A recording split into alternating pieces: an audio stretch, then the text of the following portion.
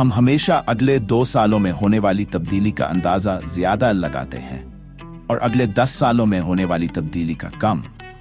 अपने आप को बेअमली में ना डालें। कामयाबी का जश्न मनाना ठीक है, लेकिन नाकामी के असबाब को संजीदगी से लेना ज्यादा जरूरी है। आपके सबसे नाखुश गाहक आपके सीखने का सबसे बड़ा जरिया है।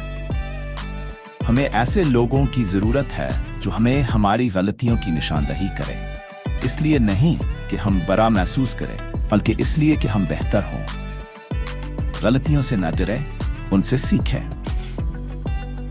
आने वाला कल हमेशा एक पुरस्कार होता है और वो जो उनके लिए तैयार हैं हमेशा फतहयाब होते हैं। आईटी सिर्फ टेक्नोलॉजी के बारे में नहीं, ये लोगों के बारे में भी है।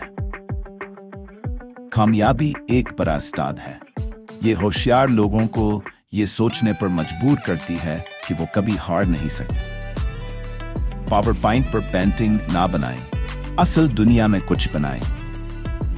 अगर आप गरीब पैदा होते हैं तो ये आपकी गलती नहीं है, लेकिन अगर आप गरीब मर जाते हैं तो ये आपकी गलती है। हर एक को कोच की जरूरत होती है।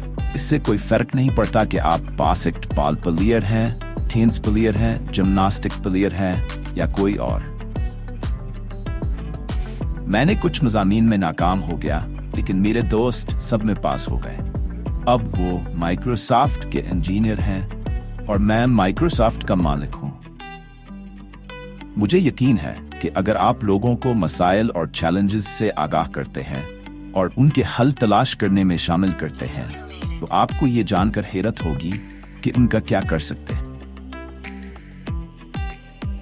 हर एक की जिंदगी में मसाइल होते हैं और जब आपको उनका सामना करना पड़ता है, अपने आप को याद दिलाएं कि ये मुश्किलात भी खत्म हो जाएंगी।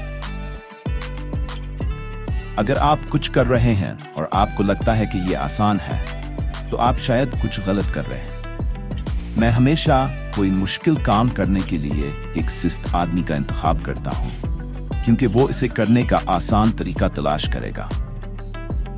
तजस्सुस की कुव्वत की कोई हद नहीं है।